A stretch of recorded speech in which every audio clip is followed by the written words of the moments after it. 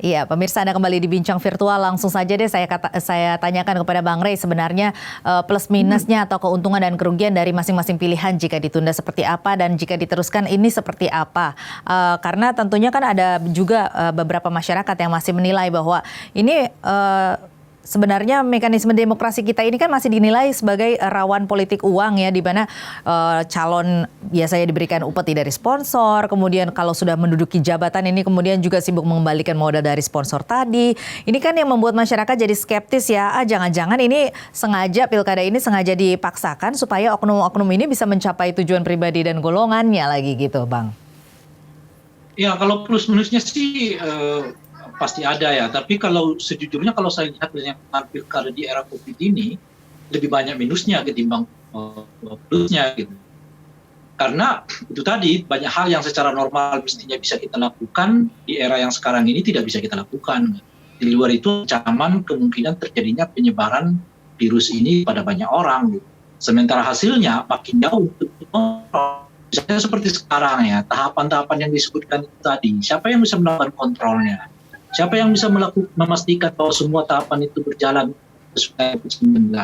Apa cukup Bawaslu? Siapa yang bisa memastikan bahwa politik uang di bawah itu tidak terjadi?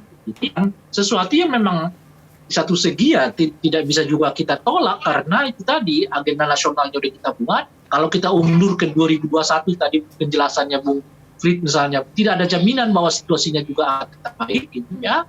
Sebentar agenda nasional kita juga 2024 sudah menanti, itu artinya 2002 kita sudah harus mempersiapkan seluruh agenda kemampuan kita untuk menjelang agenda 2024 yang akan datang ini. Nepotisme politik masuk di dalam pilkada gitu. Jadi COVID-19 ini sepertinya salah satu pesta politik bagi para kaum nepotis gitu loh kira-kira itu. Jadi nepotis ini bermunculan sedemikian rupa gitu ya ke dalam sistem politik kita, ke dalam pertarungan di pilkada 2020 itu yang memang karena faktor alam tadi ya. Saya malah bertanya misalnya, apakah mungkin kampanye terbuka itu ditiadakan? Karena bagaimana mekanisme kampanye terbuka itu dilaksanakan? Ya, berapa banyak orang yang boleh terlibat? Bagaimana mengatur jarak orang di dalam pelaksanaan kampanye terbuka yang akan dilakukan? Kalau kampanye tatap muka, saya masih bisa paham. Tadi Bung Fritz menyebutkan itu tadi, tapi kalau kampanye terbuka bagaimana? Berbicara mengenai kampanye terbuka dulu nih ya, Pak Dewa, bagaimana Pak tanggapannya Pak mengenai kampanye terbuka ini? Apakah mungkin bisa diadaptasi cara-cara baru atau cara-cara new normal gitu dengan metode-metode baru? Baik ya, terima kasih. Jadi pada prinsipnya yang ingin saya sampaikan pertama bahwa dasar hukum penyelenggaraan pilkada ini kan sebetulnya masih sama ya. Jadi Undang-Undang Nomor 6 tahun Undang-Undang Nomor 10 ya tahun 2016. Kemudian muncul Perpu Nomor 2 tahun 2020 itu yang pada prinsipnya mengatur tentang perluasan ruang lingkup bencana ya, tidak hanya bencana alam tapi juga bencana non alam. Kemudian mengatur bagaimana mekanisme untuk melanjutkan atau menunda penyelenggaraan tahapan pilkada.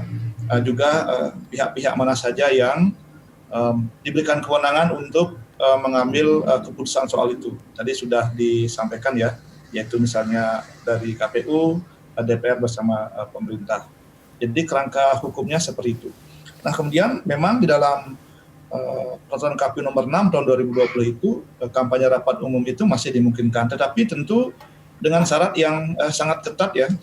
Jadi pertama diatur ya di dalam pasal 63 ya, mohon izin saya sampaikan, rapat umum ya itu dimungkinkan didorong dalam bentuk media daring ya. Jadi yang bisa diikuti oleh jumlah peserta yang sampai jumlah yang sangat besar ya. Nanti kami akan atur lebih detail dalam pedoman teknisnya. Nah kemudian berikutnya jika dilakukan dalam bentuk secara konvensional ya, dalam bentuk bagaimana kemudian di lapangan dan seterusnya, ini ada syarat yang menurut saya tidak mudah untuk dipenuhi ya, kecuali memang daerah yang dimaksud atau pandemi itu memang sudah berakhir. Jadi saya sampaikan dilakukan di wilayah setempat yang telah dinyatakan bebas corona ya, virus COVID-19 itu dari gugus tugas. Kemudian mekanismenya ya membatasi jumlah peserta yang hadir paling banyak 50% dari kapasitas tempat. Kemudian itu menerapkan protokol kesehatan dan pengambilan keputusan dilakukan melalui rapat koordinasi ya antara para pihak yang terkait ya, baik partai politik maupun gabungan partai politik atau tim kampanye pasangan calon, dan juga ada kehadiran gugus tugas di situ gitu ya. Jadi saya kira syarat-syarat ini tentu akan kami terapkan ya. Tentu ya ada persyaratan-persyaratan yang lebih ketat ya. Sekali lagi bukan untuk membatasi hak peserta atau masyarakat ya untuk berkampanye atau mendapat informasi tentang visi misi atau program calon ya, tetapi adalah juga untuk bagaimana menjaga kesehatan dan keselamatan itu. Nah, oleh karena itu pada kesempatan pertama sebetulnya didorong untuk melalui media daring ya. Tapi jika ingin melakukan secara langsung di lapangan, maka ketentuan-ketentuan ini harus diterapkan. Dan saya yakin ya Bawaslu akan melakukan pengawasan tentang ini, dan jika ada pelanggaran-pelanggaran ya tentu akan disikapi ya. Jadi ini tergantung dari paslon masing-masing begitu ya, mau untuk pilihannya? Tidak Mbak, jadi begini, tidak begitu. Jadi begini, tentu mekanisme pertama kan melalui media daring ya, atau melalui media yang media sosial yang ada, silahkan.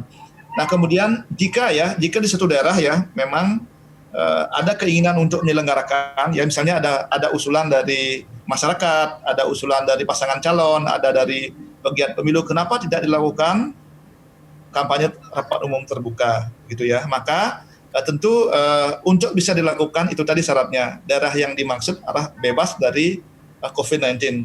Dan saya yakin ya dari audiensi kami, gugus tugas tidak akan tidak akan sembarangan ya memberikan rekomendasi itu, karena mereka juga harus bertanggung jawab soal itu.